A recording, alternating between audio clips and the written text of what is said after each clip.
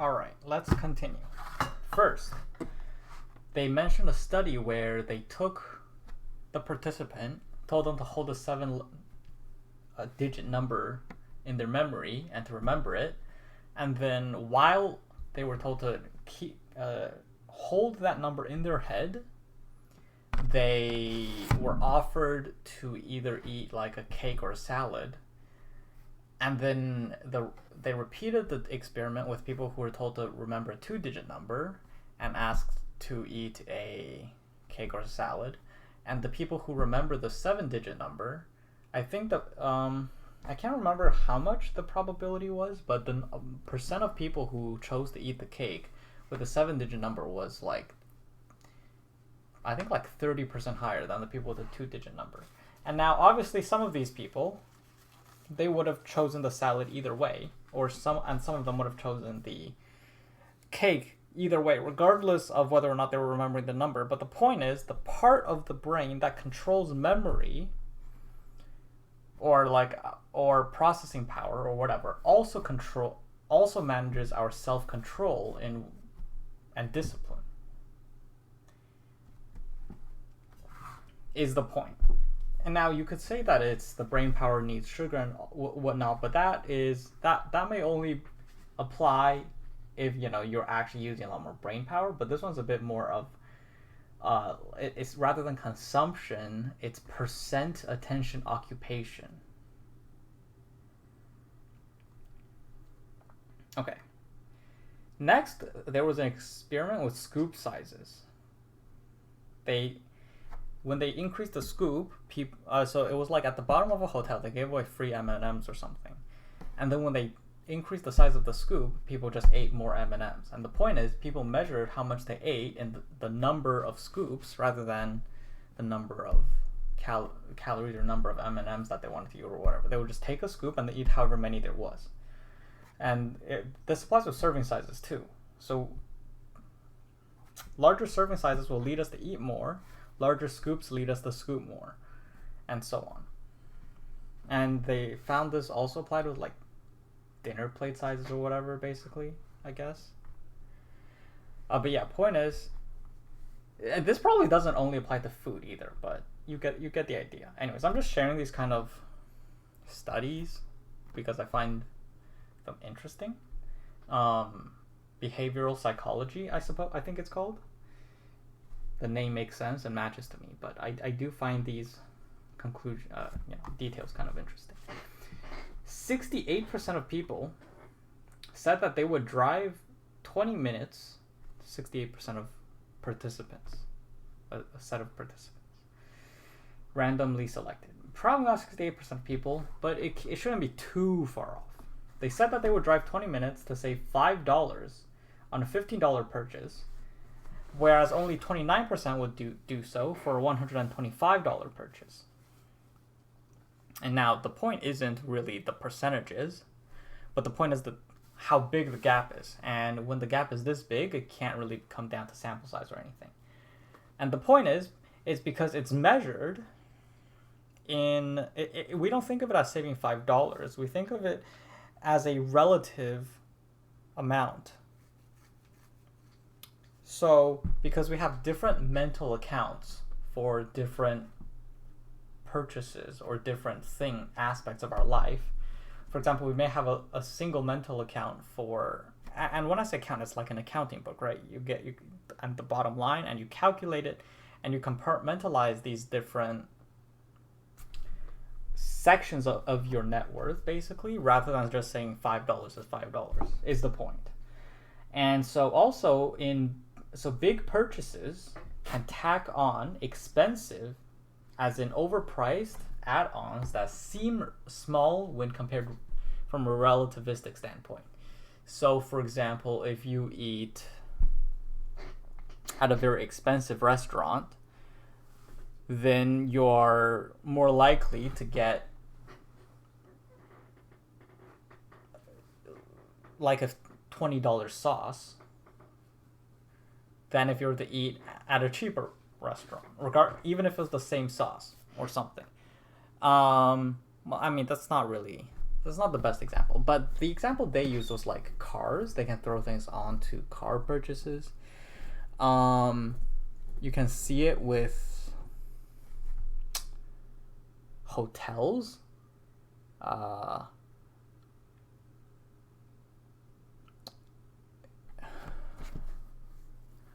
If you think of maybe like,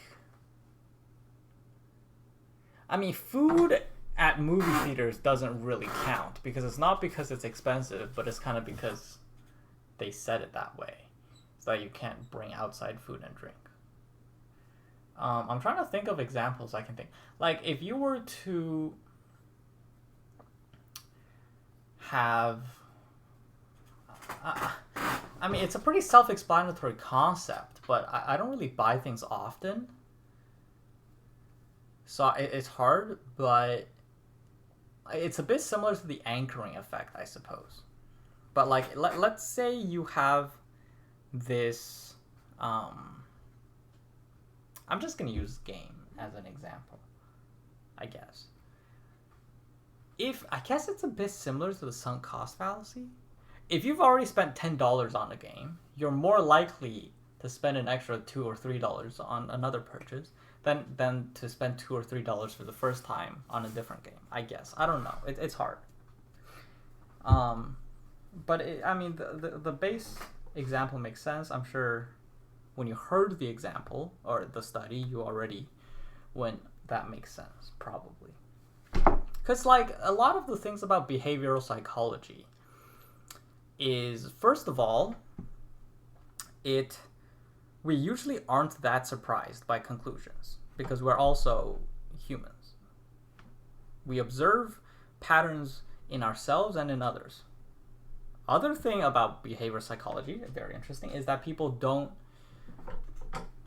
this doesn't actually affect how people think a lot of the time. So people will be presented with statistics and facts, and they're gonna completely ignore how people kind of instinctively exempt themselves and people they know from these facts and figures, basically, which is very interesting.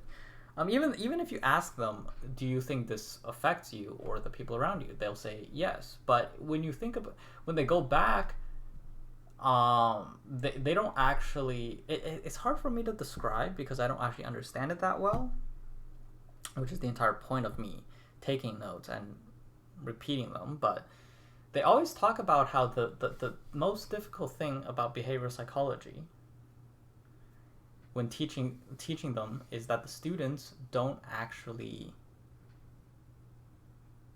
like they can write it like a test.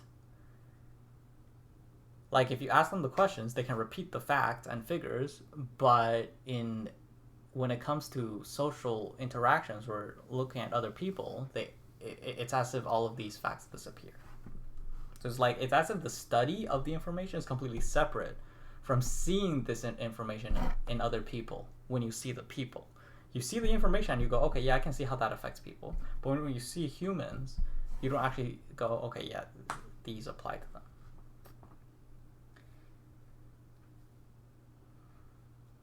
Okay, so about anchors, there was a test with an auction, which is very interesting. So before there was credit cards, this one is social security number. Now, obviously, they didn't write down their social security number. They wrote down the last 2 digits of their social security number. And it doesn't have to be their social security number. The point is that they were given a random 2-digit number. And basically, during the auction, they were presented with the item without the price. And the students would look at the item, and then they would look at their 2-digit number and go, would you pay this amount of money for the item?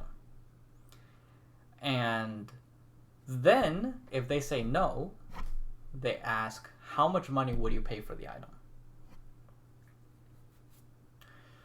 And so the interesting thing is, these numbers, even though if you think about it, you look at the item, then you assign a dollar value, but the problem is the first they were asked, would you pay this amount of money for that item. So first, by comparing this first value to the item, this serves as a price anchor. And so when they later decide, I won't pay that much money, and then compare how much they actually would pay, it's now no longer an independent event. These two, the first event affects the second event. Whereas, let's say the social security number wasn't involved at all. It was just they're shown an item and they're asked how much they would pay for it. And you would so from an economical perspective, these two scenarios shouldn't be any different. However, they are, because the social security number serves as this peripheral influence, subconscious influence on our numerical sense, kind of. And so here's what they found: from the people with the two digits that ranged from 80 to 99 averaged $56 maximum bids, and the ones with the 0 to 20 as their last two digits of the social security number averaged $16 as their maximum bids. So that's how much the anchor affected their value judgments. So these anchors are why sticker prices on cars are much higher than the price they actually expect to get for the car, I suppose, or something. So if you know too much information, the facts and figures, they're often distractions that leave you flip-flopping and jumping at every piece of information. The test investors made half as much when exposed to excess info. The guidance counselors with high personal information made a worse prediction of the student's college performance. They get caught up in less important details, when simple predictors may already be more than sufficiently accurate. Even though the knowledge increased their confidence in their decisions, it decreased performance. So, this is actually connected to. So first, I'll talk about the examples. The test investors. So they had two groups of investors. They were given like $50, and they were given fake stocks, but they were like stocks from like 1980s or something. Like they took a year in the past, and they took real former stocks, and they were given a lot of information about the stocks, the history, whatever, this and that, what the company is like, and then they said they had the investors invest. It was a simulation of an investment, but invest their money, and the investors that were given less information did better than the ones who had more information, because the ones who had more information like end up pouring over these less important. So here's the thing, right? Here's the thing: when you have all the information, you don't have all the information, and at the end of the day, it's going to be a probability standpoint. It's not like if you have sufficient information, you can know for sure. I mean, sometimes you can, but if it's just a prediction, then you're better off having a small set of variables that have a high degree of correlation as a predictor.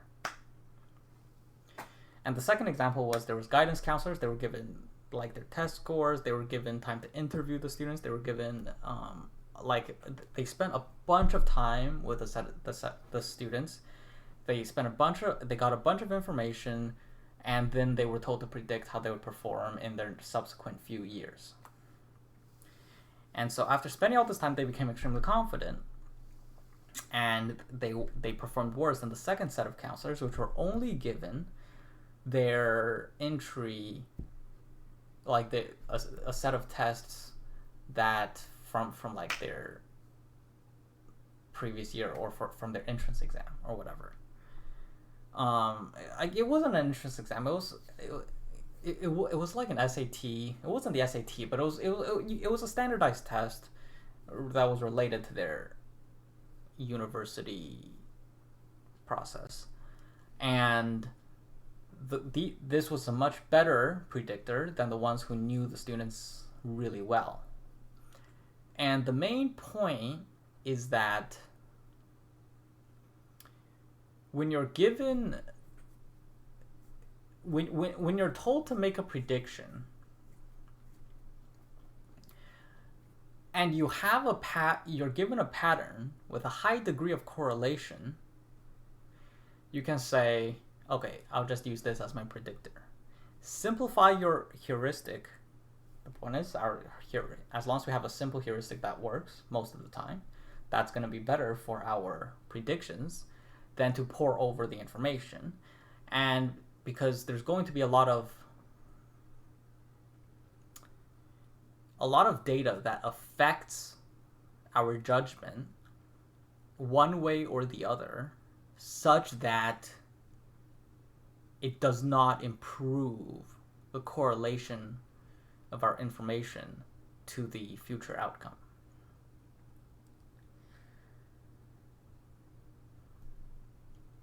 So I'll give you an example.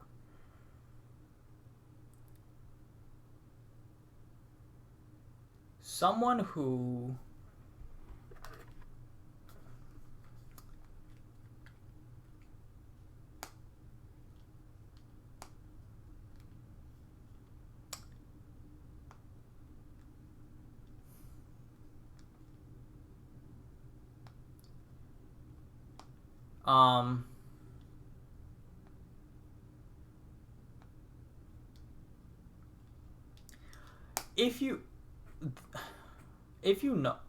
if I told you that if you look for a simple pattern that will give you above average results, and you go, I found it, rather than trying to overinvest and find the pattern in a case where there's going to be a lot of variables outside of your control and influence, let's say gambling, then you're better off going with the first option. And this comes back to the previous study that I mentioned with the rat, the morsels, and the undergraduate students who had a 47% success rate because they believed they could find the pattern if they just kept trying. I think it's kind of like that. The MRI scans for back pain was misleading. Oh god, this one. So basically what happened was, before they had the MRIs for the back pain, they would look at the patient's backs and they couldn't really tell, they didn't have much information, so they would just tell them to rest. And most of the time, after 2 weeks, the patients would be fine. Right? From rest. Because we're as humans, we are already biologically good at recovering. And then when they had the MRIs, and they looked at the patients with back pain, and there was all of these like distortions that they felt didn't match with the way this back is supposed to look. So they're like, this is horrible. And so they told them, you got to do this, or half the time they're like, you got to get a surgery. And the problem was they had the presumption that these abnormalities are the source of the back pain because they looked at the MRI and they saw abnormalities.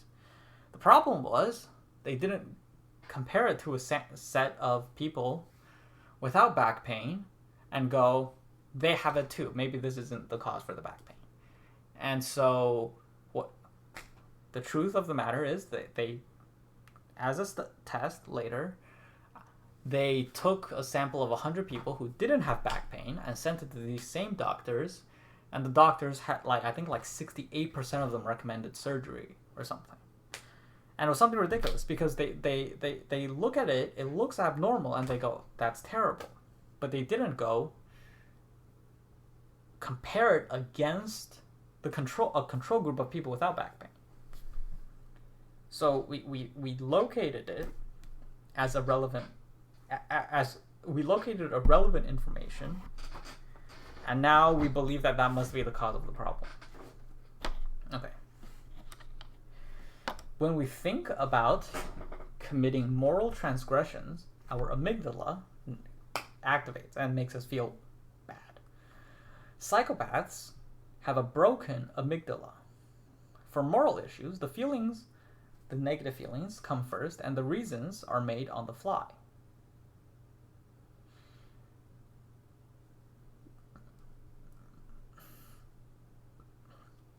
For moral issues, the feelings come first, and the reasons are made on the fly. So when you're presented with a moral dilemma or a moral issue, you instantly have an emotional reaction to that perspective. Now, that doesn't mean that our moral stance on issues is entirely we're born with it. Maybe the reaction could be based on indoctrination. It could be based on cultural or the way we're brought up, etc. It is built up, but as we develop a set of moral values, which are adjustable, you can adjust them to a degree. Some things, not everything. Some things we are born with, now to be clear. But some things can be adjusted if you make the decision to adjust them through careful thought. It is technically possible to adjust some of them. But for the most part, they are developed subconsciously and over time. And they are very automatic.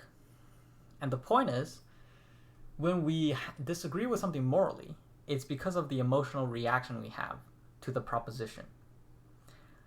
And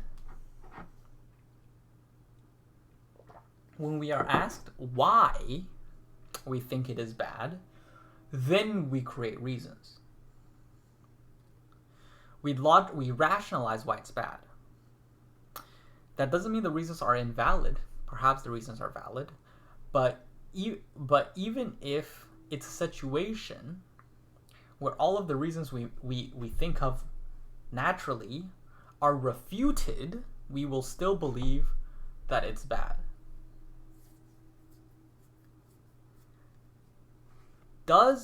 And the thing is, it's one of these things where we believe first and then we justify second.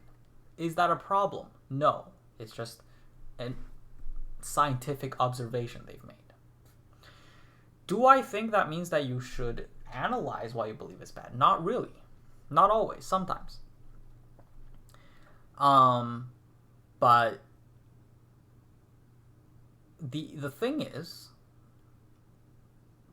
a lot of them are the ones that you're born with. You shouldn't question. The ones that you grow up culturally in, a lot of the time you also shouldn't.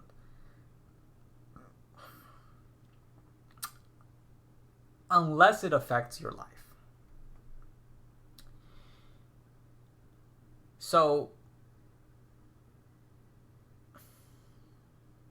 the example used in the book is they gave a story of two siblings who had sex once.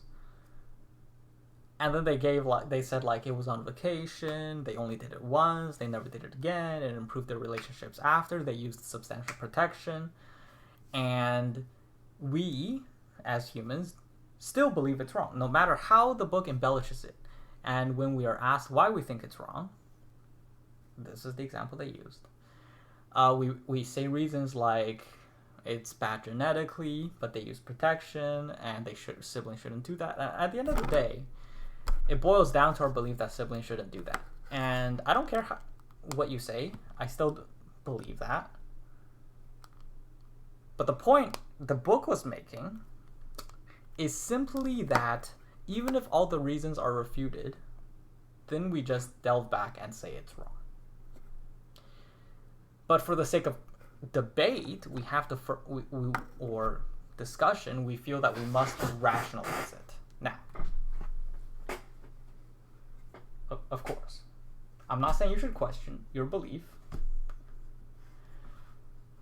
I think incest is terrible.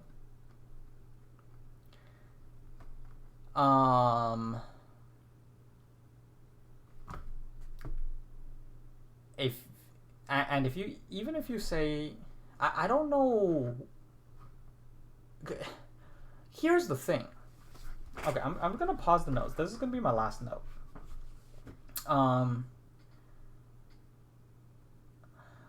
Wait. I'll do one more, because this one is a continuation of the moral situation. Direct versus indirect moral situations trigger different brain activation. So there's the trolley problem, which you either pull the lever or you don't pull the lever. And the reason it is a dilemma in the first place is because it questions action versus inaction. And when there is action, the consequences feel more directly related to you. And so that's also why action versus inaction causes different levels of regret. For example, let's say you're on a game show. You have the Monty Hall problem, where so basically let's say there's, this is not exactly the Monty Hall problem, but basically let's say you have two boxes. One box has $10,000 in it and one has 0. You pick a box and they go, would you like to switch? If you switch and you open a box with $0 in it, you feel a much higher level of regret than if you don't switch and open the box with $0 in it. Because when we feel that the bad outcome is a direct result of action, we feel a much higher degree of regret than if we achieve the bad outcome through inaction. And that's why the trolley problem is even a moral dilemma. So it's essentially weighing the level of regret from inaction versus the level of regret from action, and trying to find the multiplier required to balance out the two. That's what the trolley problem is. And in their example, there was, in this section of the book, they were talking about direct versus indirect. So let's say instead of pulling the lever, you had to push a man off a bridge to save 5 people. Now the book was like, oh, if you push the man off the bridge and they'll fall in front of the train and they'll stop the train from killing 5 people. Now obviously, this is not a realistic situation, as there's nobody you can push and go, that guy will stop the train by dying and blocking the train. No, that's not going to happen. But for the sake of it, let's say comparing the lever to actively pushing someone in front of the train triggers a different section of your brain. The negative feelings of such a prospect are much stronger because it is a direct moral situation. And so that's why when you abstract the distance from action to consequence on the individual, we don't feel the moral sting nearly as much. I think it was like they did a study with someone like on an electric chair, right? It was a fake study, but they had an actor on the electric chair and they would scream, and then they were told to ask a question of the person on the chair, essentially torture or interrogate. And then if they didn't answer, then you had the option to press a button to make the electric chair, zap the person. Or maybe it was an electric chair. Maybe it was a wristband or something, and it zapped them. Anyways, it was fake, and they used an actor. But the actor would scream, and this actor would scream more miserably if they pressed a higher number. So, I guess it would be 7 levels of shock or something, but it was like much lower than they said, but it would be enough to tell them how much to scream or something. I don't know. Maybe there was something in front of them that told them. I don't know. But point is, like when the actor was in front of them versus when the actor was just in the next room and they could still hear the screams, I think the level of suffering that the participants were able to follow through and increase the voltage and inflict upon the other person increased. It was like, I think it was like 70% of people were able to go through to the max damage or something when it was one room over, and it was like 30% when it was face to face or something like that. I can't remember the exact study. I think I might have taken the note. Maybe it was in a different book. I don't even remember. But you get the idea. And when we see these kind of things, we think about what large corporations do, really. Like, you abstract the human suffering down several levels of the corporate ladder, and suddenly it doesn't. Now you just see,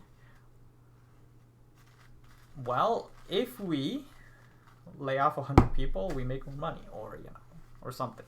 I mean, if we make this workshop in China and hire people that can be paid less, then we make more money. You get the idea. Anyways.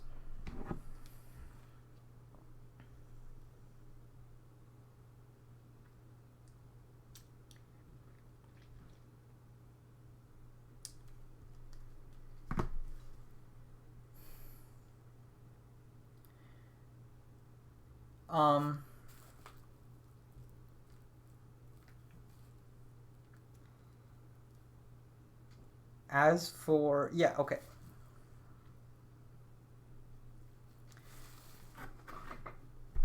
Now, what to do with this information? The information that when we're presented with a moral issue, it is just a question of how much negative emotion our brain sends us versus in two scenarios. And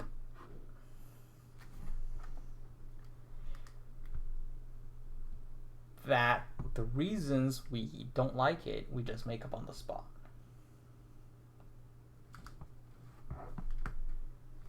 I don't know. I don't really know if there's anything important to know about this, except that for maybe a few particular cases, it might be worth bringing to the forefront of your mind and going, do I really believe this? But that is probably in a very occasional situation.